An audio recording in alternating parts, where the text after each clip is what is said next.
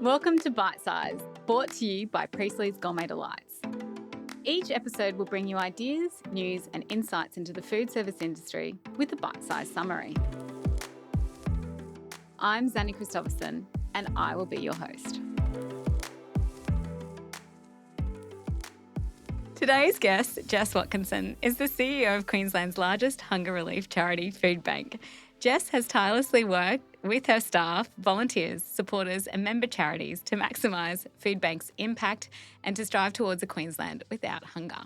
We're very honoured to have Jess here today to explore the growing issue of food insecurity in Queensland and how both businesses and the community can step up to support those doing it tough. Jess Watkinson, welcome to Bite Size. Thank you very much for having me, Xanny. So, Jess, we might start with the story of who you are and how you've landed up to be the CEO of Foodbank. Wow. I feel like it's a very long story. Definitely a not-for-profit girl at heart, and that's where my passion has been throughout my career. I've also worked in government, so understand both sides of policy development, funding arrangements. I started in the not-for-profit space with Red Cross in Darwin. So most of my life has been in Darwin. I've only been here for about 7 years now. And so I was there for about 10 years in a lot of different spaces, including in food security there with Red Cross. Then went into some work with the Northern Territory government around remote housing, and took on a role as the CEO of YWCA Darwin, which is an organisation focused on gender equality, and it included domestic and family violence services, youth transitional housing, and many other things. Part of that process was we actually merged into a national entity, and then I was able to move here to Brisbane to take on a national director role. Then had myself a little surprise baby and did a little bit of work here and there, and found myself as the CEO of Foodbank Queensland just over 2 years ago. Not something I sort of would have predicted as a teenager that's where I would end up, but something I can be really passionate about because food is a human right, and there's so many people experiencing food insecurity. Yeah, it makes me really sad. But if we just go back to the start, it's not common that people want to work in non-for-profit. So what is it that drives your social justice? Oh, I think anything comes from your upbringing and what happens and what you see. I have a sister with an intellectual disability, and throughout my growing up, she was my older sister, and I could see what she was going through, and also, some of the ways people treated her, especially when she was in high school. So I think I always had that social justice of helping people and trying to make sure everybody was safe and looked after. And I think that is what really drove me. And then once I got into the not-for-profit space and could see what you could do, and also see that the ability to be agile that often a not-for-profit has over, say, a government department or somewhere, to be able to respond immediately to an identified need. Really, I enjoyed that. I enjoyed the variety that you would then have in your day, but that ability to feel that you're actually doing something. So I've been involved in my work environment in not-for-profits, and then also as a board member and board director for over 20 years as well in different organisations, and I really enjoyed that space as well. Yeah, there's something about making a difference to how someone feels or interacts is just amazing. Yes, plus I am a governance nerd. It's a little bit embarrassing, but I really love governance. So, why? Yeah. Why? I don't know. I think I like structure. I like, something that's sort of clear and something that you can put in place, but that then there's all that flexibility of how you do things. But as long as you've got those goalposts and you're really clear with that, and then also it's around sustainability. How do you do strategic planning? How do you make sure that you are a viable organisation and financially sustainable? And how do you, guide the culture of your organisation, which is really important from any kind of leadership role, be it governance or CEO or any kind of senior leader. Yeah, totally agree. So tell us about Foodbank. Well, Foodbank Queensland is very close to coming up to its 30th birthday. So yes, November this year. I know. So we turn 30 Oh. in January. Oh, wow. We should Yeah. have a joint party. I know. It's very exciting. And you've good. got purple as your colours as well. Absolutely. So we're very aligned. As you can see with my shirt. Yep, Yeah. always on brand. So we were started by Clem Jones, David Muir and Ian Brasasco, and started out as a very small sort of warehouse in Fortitude Valley and then moved into the facility that we still have in Morningside. We now have over 350 community partners who we provide food to, and they provide to community members throughout Queensland. On top of that, we also have over 420 school breakfast programs. So we provide around 13 million kilograms of food per year through our amazing member organisations. And we have both donated and also we purchase food where we need to. So around 90% of what we get is donated, and a lot of that is us being a simple solution to surplus food, which is part of a very big important waste reduction strategy. And also we have partners who provide food to us. They donate food as part of their corporate responsibility that they have to provide to us. And then where possible, we provide that food free of charge to our members, but we also need to be sustainable and be able to pay to provide the service that we do. And so we do have a handling fee on some of our items, but never fresh fruit or vegetables, milk or bread, and 46% of what we get is fresh fruit and vegetables from our amazing farmers around Queensland. Yeah, wow. So you mentioned 13 million tonnes, I think, in So 13 million kilos. Kilos. Okay, yes. so I talk in tonnes. Sorry, kilos. What does it equate to in terms of meals? So around 13 million kilograms is around 25 million meals. And so we provide food to around 135,000 Queenslanders each week, and we also have 52,000 Queensland school children accessing food through our school breakfast program. You know, what fascinates me is we're in a first world country, and in very much a first world state as well, and we still have food insecurity. So tell me more about the food insecurities and who's experiencing this. Look, and that's a really interesting thing that you say around, we're a first world country and we produce so much food. So Australia produces 3 times the amount of food it needs to feed itself, and a third of that is produced here in Queensland. So that in itself, we need to look at ways that we can get the food to the people who need it as when it's needed. But in relation to food insecurity, we're actually talking 1 in 5 households are actually experiencing food insecurity. So food insecurity is where you may be going hungry or skipping meals, is 1 in 5 households, and 1 in 3 households are actually either they're skipping meals or they're changing what they eat to make their grocery budget go through as far as possible. Has it deteriorated over the last couple of years as inflation has risen? What we're seeing is a tiny bit of improvement in urban areas and an increase in regional and remote areas. So overall, it's not improving. But in that one area, in the regional, it is getting, there's a wider gap now. And we know, and you would know this in the type of work that you do, freight and logistics is one of the biggest barriers to getting things out to regional areas. And for us, when we're dealing with often charities that are the ones taking our food, it's how much they can take. So we could send you pallets, but unless you can take pallets of food, it's very difficult. And most of these places are people that are doing this out of the goodness of their hearts, and they're maybe dealing with 2 fridges and, a couple of sets of shelves, sometimes in the bottoms of people's houses. It's not these big food relief charities that are everywhere. We work really collaboratively with our food relief partners, with Second Bite, Fair Share and Oz Harvest. We all work together. We've got some collaborative programs. We all advocate together.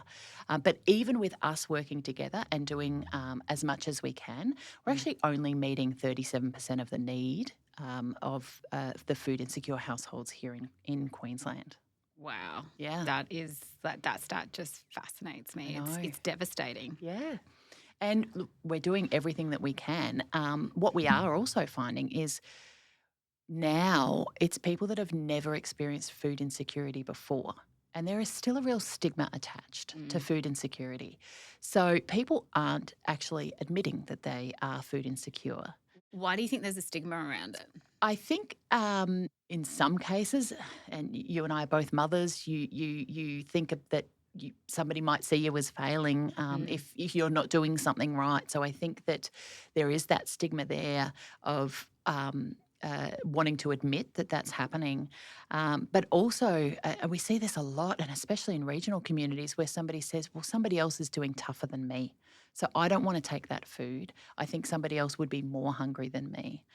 And we're seeing what happens now is you pay your rent, you pay your fuel so you can get to and from work, and then you have your little grocery budget and you get one bill shock. So a tyre goes out on your car and you have to replace it. The only money that you have available that can be taken from is your grocery budget. And so then suddenly you're buying food that is around filling a belly rather than the nutritional balance you might need. And you're not having, often what falls behind is protein and your fruits and vegetables and your healthy food. So something like a school breakfast program is a dignified way to provide food relief. So you're taking the stress off the parents because they know that the children going to school will get that breakfast. That's one less meal that they have to organise to pay for. But we know the benefits of something like a school breakfast program, where if you're actually eating, you're paying more attention, you're learning more.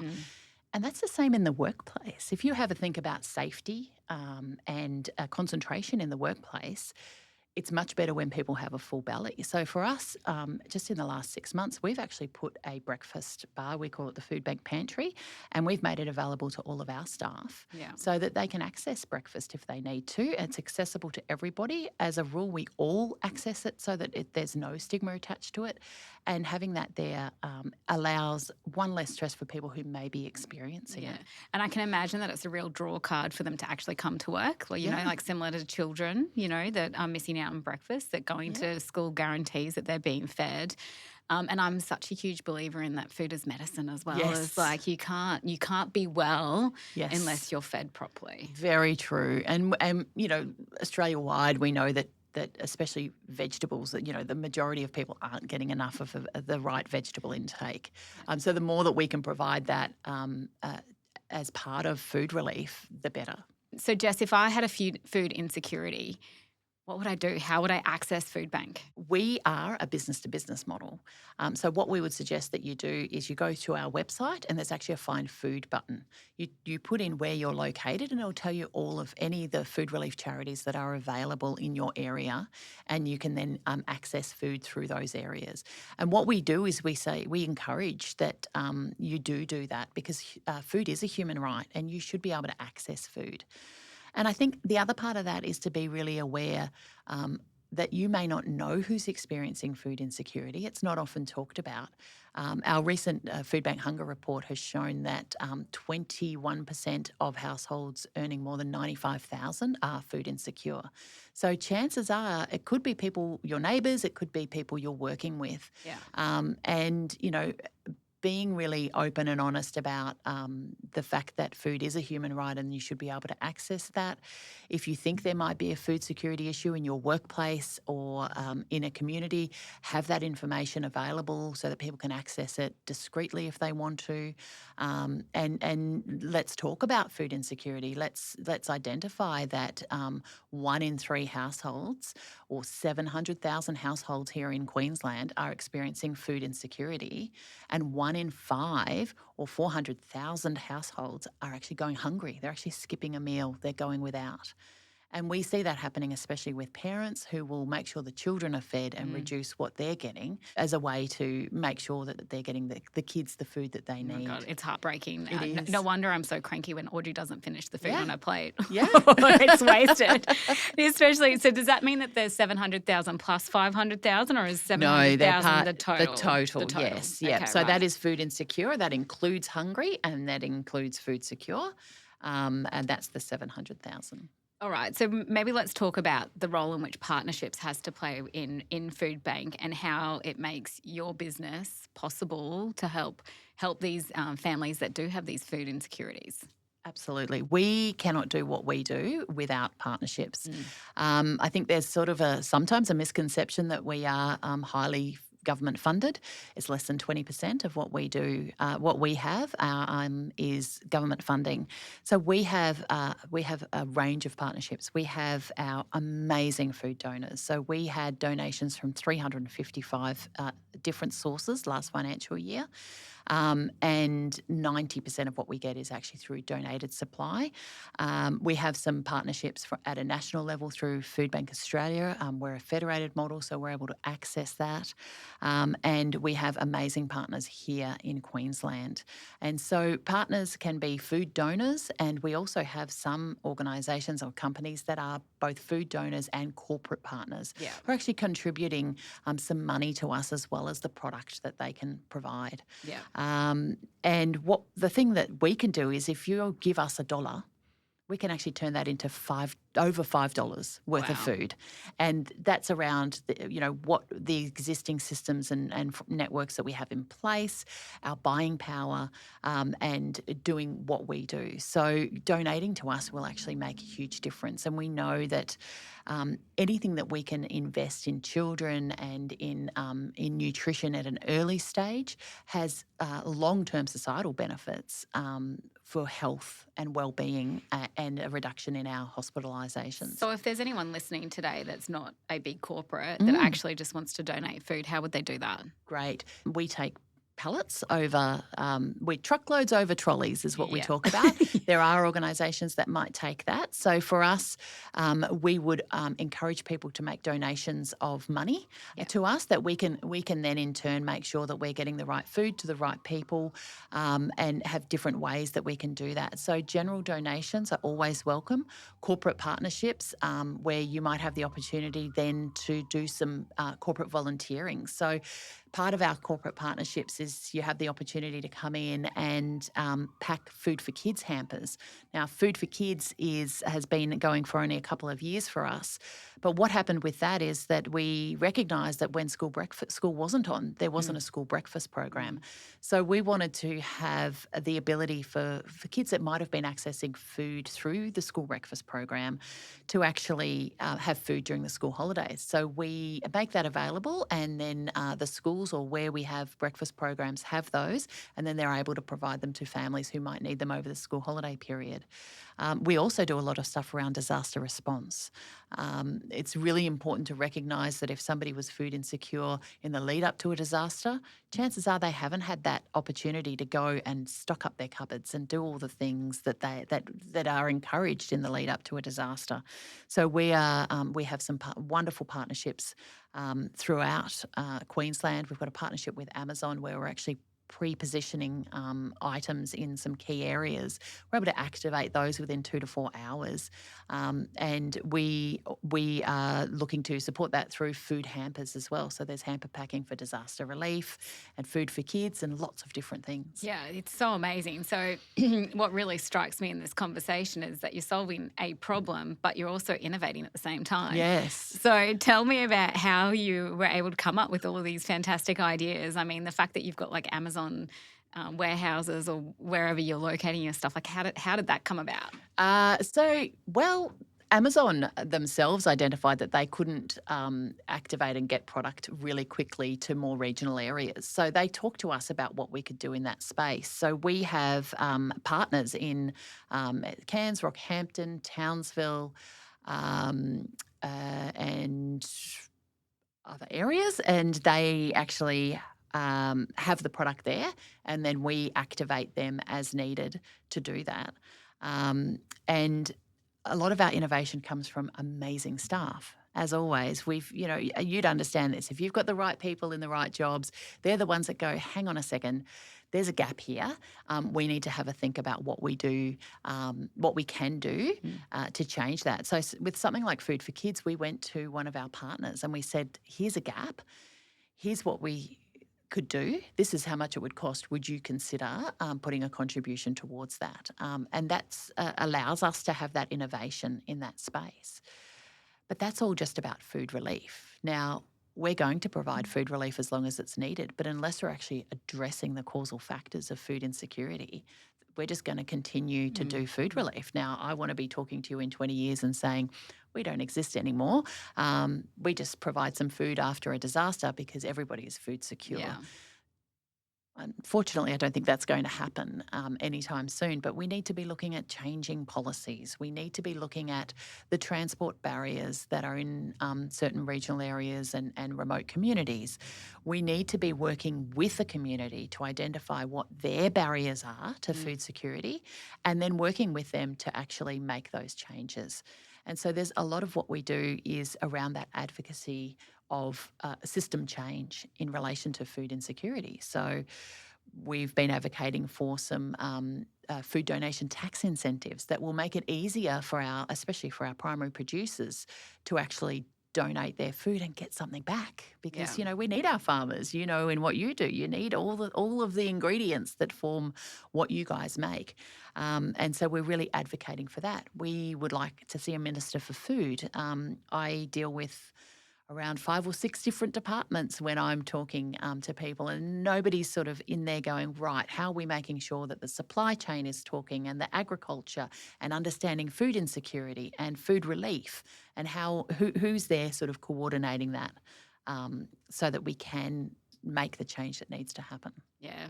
I know tonight when I go home to eat my dinner, I'll be definitely looking at food differently. Yes. Well, when we talk food waste, most of food waste is actually in the home. So yes, it's in sometimes it's food surplus and bumper crops and the cost it is for a farmer to get it to a charity is more than it is for them to, put it back into the ground. But then you've got to look at your household food waste as well when we're talking about they say it's $36 billion worth of food waste each year in Australia. Wow. So, there's big causes of that and then there's household causes of that. So considering what you buy, how much you buy, what you're throwing out, how you can reuse. Yeah, and we've got great partners in that space. Oz Harvest is one of the organisations that does a lot of work in the education space around household food waste and nutrition education. So then how would I get access to that? You could go on their website, Okay. and they've got a few campaigns at the moment that they have something called Use It Up tape. So you put it on something to remind you that you need to use that up really quickly as you open the fridge. Menu planning obviously is a big one for reducing waste, but we also need to be aware of the changing environment where there is people are reducing their food waste. They're reducing their carbon footprint. They are looking at reduced carbon emissions. They're looking at less waste, and what that means is less donations that come to organisations like ours. Now, obviously, the environmental purpose is so important, but we need to be part of that conversation as it happens. And if we need to change the way that we're doing business to still meet the food insecurity needs of Queensland, we need to be ready for that and make that transition as it slowly happens in that space. So are you seeing changes now? We are seeing a reduction in some of our donations, and we see that sometimes through some of our bigger donors that have moved to automated warehouses, and there's a lot less human error with an automated warehouse. So there is less of that waste that we're getting, and we are seeing a reduction in some of the primary producers because they're more planned in what they're producing to be more efficient, to have less waste, and for them to have less cost. And we need that. They need to do that. We need our farmers, so they need to be financially viable and remain on the land. Yeah, but I guess on the flip side, as they get smarter, maybe that frees up more cash to be able to go, well, here's a pallet. Maybe that's the way that it goes. Fingers crossed. I know. And look, there's all these different ways. So for us, we need to be a simple solution to food surplus. So what we do is we'll actually, we do what's called farm gate. So we actually have a palletised bin and they can put any of their surplus straight in it and we organise for it to get delivered. So there's no cost no time for them to do it. We need to look at ways to make it easier for them. They're already doing as much as they can and incredibly busy. So we do need to make that as easy as possible. If you're a potential donor of any kind of product, whether you're a primary producer or a manufacturer, we'll talk to you about the best way for us to get it that's the least impact on you. Yeah. And we've got amazing teams, and we've got our food supply team and our amazing operations team that will just work out the best way to do it. So how many people do you employ? So we've got 72 staff. Okay. Yeah. We've got truck drivers, forklift drivers, warehouse operations. We've got an amazing marketing and fundraising team who are the ones that get those partnerships that allow us to do what we do. And we've got an impact and engagement team, which is really working with our communities and working, especially in this space of food equity and working in place-based responses to address food security issues in those locations, and then of course the supports that you need in place for that with finance and with HR and corporate services. Yeah, wow. Yeah. And I hear you guys have growth plans as well. Tell me more about that. It has been a year. Let me just say. Just a quick minute. It's been a year. You know, when you're doing one of those, I'll just prepare this sort of end of financial, these are our, the big things that happened.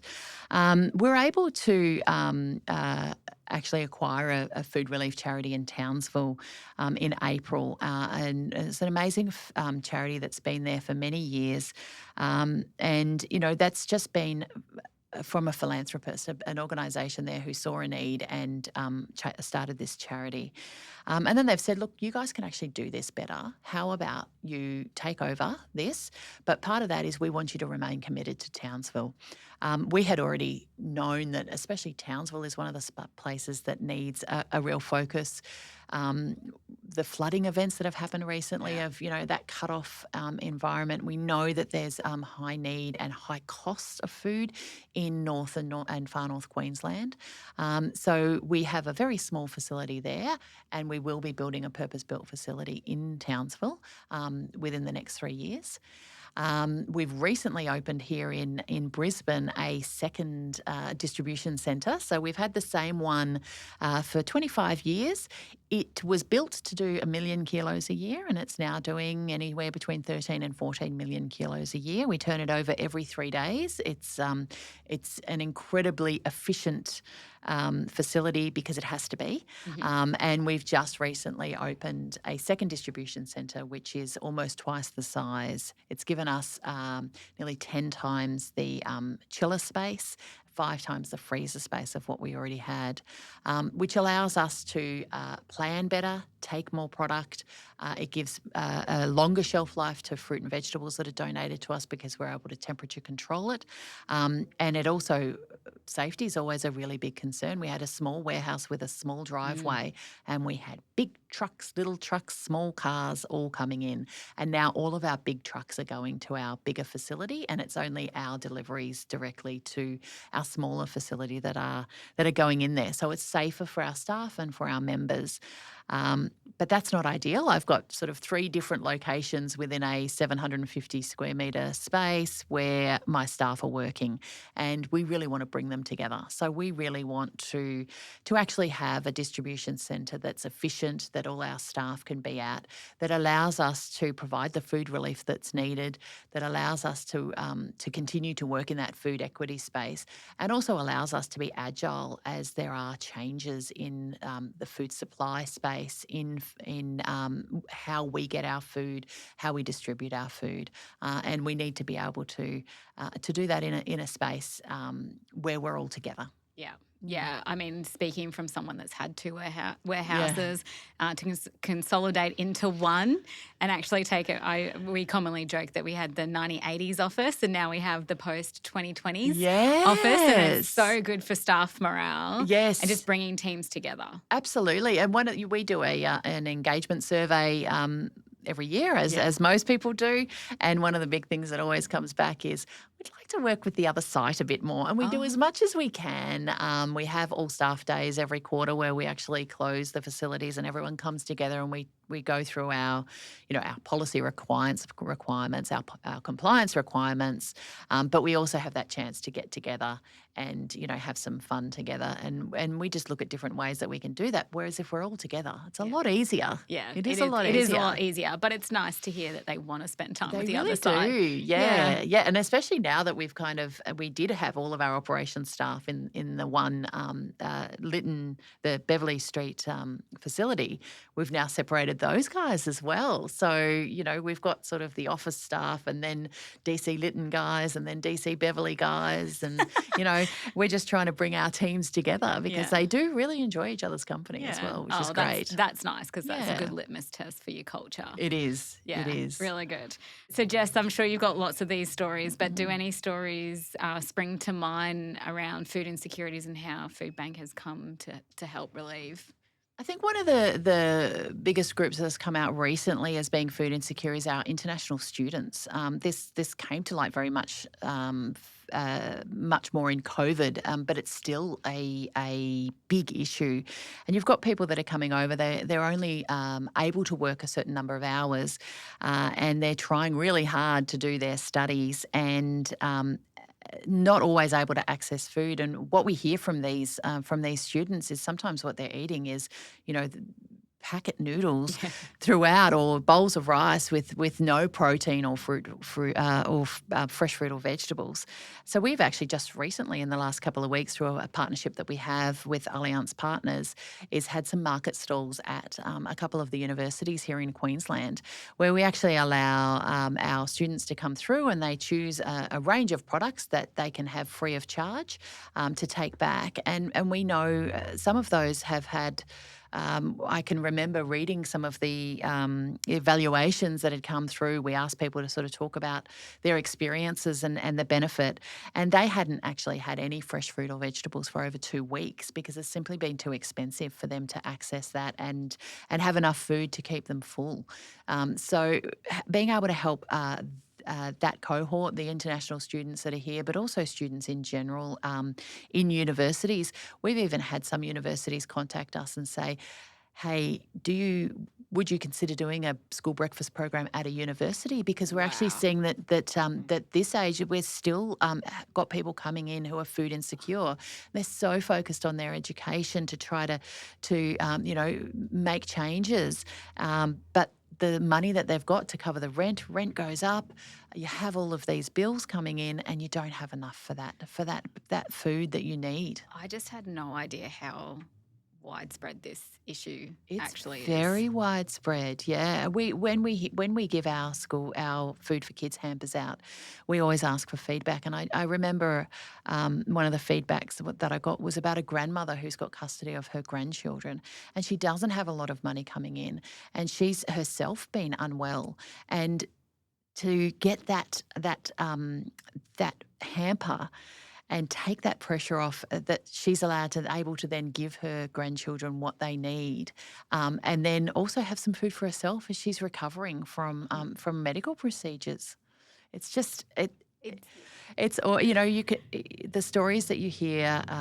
These are why we're here. These are why the people in my organisation work here, and the issue is huge. Yeah, and I think it also stems into other issues, right? So, by taking that pressure off, they can still be mentally well. Yes. Feel like they can actually breathe. Absolutely. You take the pressure off. Yeah, and move through life again. Absolutely. Yeah, and we often get that about school breakfast program, that pressure of I know that my child is going to go to school and be able to access school breakfast. That's one less thing for me to stress about. That means that I can then focus on the other meals that are being provided during the day, and then I can focus on getting to work. And in some cases, often it's occasional that you're accessing food relief. So it might just be that you've had bill shock and you're going through a tough time. Someone in the household's lost a job, and it's just for a short period of time that you're accessing it, and then you're back on track, and then you might need to access it again, or you might not. But to be able to take that pressure off and provide that food in a dignified way, and our amazing community partners do it so well. Yeah. And we couldn't do it without them. They're the ones getting that food out there. And I think it's just, about families is getting over the fact that there might be a stigma. Just Yeah. get over it, feed your family. Yeah, and look, parents really do, and sometimes it's the parents that do, and they do it for their children. But then you've also got older people who go, well, actually, I'm more worried about other children in other households, so I'm not going to access that food relief. So it's about saying everybody, it's a human right. Everybody has the right to access food, and just encouraging people to do it. Okay, so if I'm a food producer, how could I donate? Well, like you do, Xanny, with Priestley's, we've actually recently had a great donation of product from you guys. We know food is one of those things. It's a community connector. It brings people together, and being able to have something donated and have access to something during a time when you thought you weren't going to be able to provide something to your family, that can just make a huge difference in a household. And so I think we've made it very easy for you guys to donate. You talk to our food supply team. We organised how we access that. We organised to come and get it. And then we take it off your hands and make it really easy. And then through our amazing network, we get that out to the people that need it. Yeah, it's definitely easy because it's never landed in my inbox. So that's how I know it's good. If you don't hear about it, it's working well. Exactly.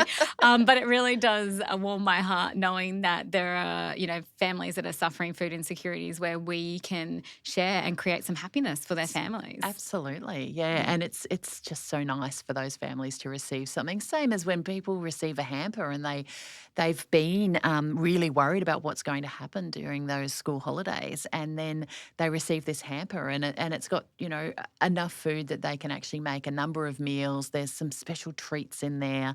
And it takes that pressure off parents. It provides, this food for children that they may not have been able to access. And it just lifts people's spirits when you're able to take one of those pressures off them and provide food in a food insecure household.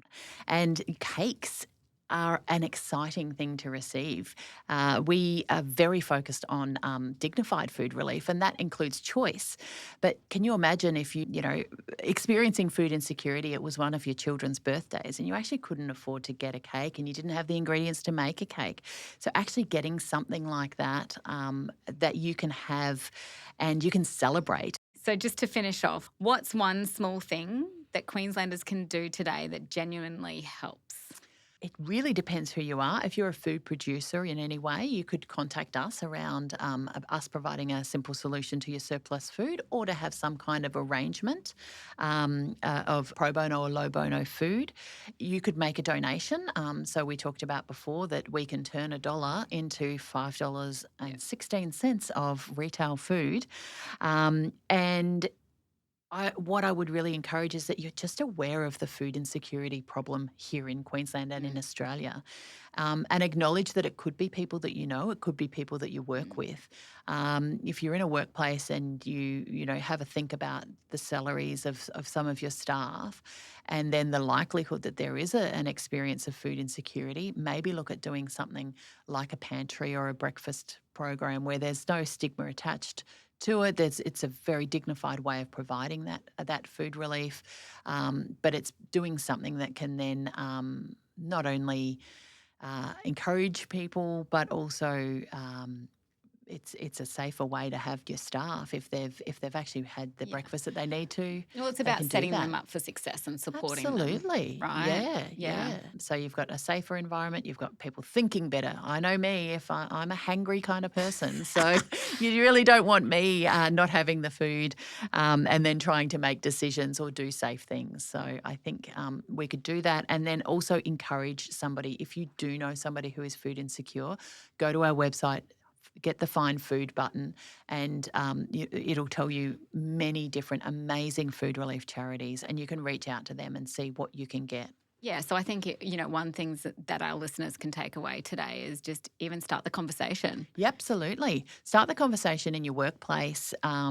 If you're wanting to work with us at Foodbank, if you're looking at a corporate partnership, big plug, we meet some of your ESG targets and we can help you out with that. Well, and I can tell you firsthand that it's very easy to deal with you guys as well. Right. Yeah, we have a fantastic team in that space, and obviously it's what allows us to do what we do. Just give us a call, reach out. There's a lot of information on our website, but if you're a producer, we can put you in touch with our food supply team, and if you're looking at a corporate partnership, we can put you in touch with those guys. But just reach out, go on our website, and just be really aware that people are experiencing hunger. They are food insecure. Households are changing what they purchase to make their grocery budget go further. And we know it's the cost of living that's impacting that. And if you consider the difference that would be in a regional or remote store where you've got product at a lot higher price in your general stores, that impact is huge. So really just being aware that food insecurity is an issue here in Queensland. We've got our next hunger report coming out in October, and unfortunately I don't think it's going to show a change in that space.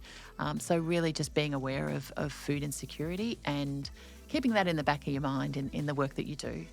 Well, I just want to say thank you so much for coming on to the show today, Jess. I have learned so much about food insecurities, and I just really appreciate everything that Foodbank is doing for the families that are suffering out there. I'm gobsmacked that 1 in 3 are changing the way that they're purchasing food, and that 1 in 5 actually are skipping food. It horrifies me. Yeah.